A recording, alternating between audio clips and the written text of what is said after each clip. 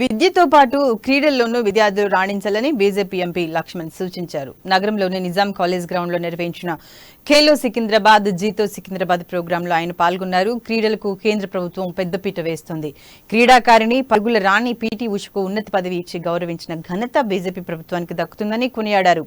క్రీడాకారులను గౌరవించేందుకే జీతో ప్రోగ్రాంకు శ్రీకారం చుట్టినట్టు లక్ష్మణ్ తెలిపారు.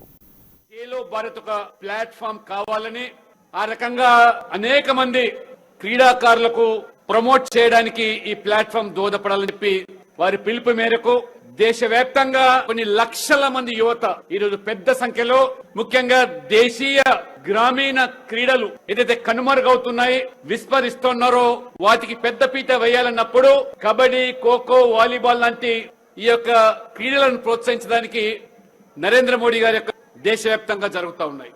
స్పష్టంగా అందరూ కూడా నిర్వర్తించాలి. కిషన్ నిర్వహిస్తున్నారు.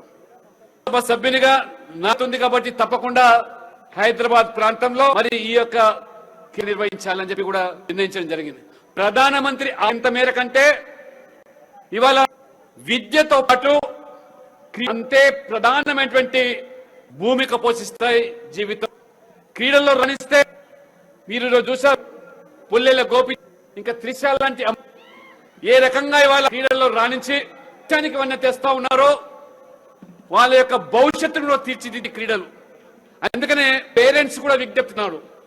ముఖ్యంగా రేపు 4 మధ్యలో పిల్లలను బందీ చేసి హార్ట్ సిస్టమ్ ఆ యొక్క బలు కాకుండా చదువులతో పాటు కూడా పట్ల ఆసక్తి పెంచాలి. పేరెంట్స్ కూడా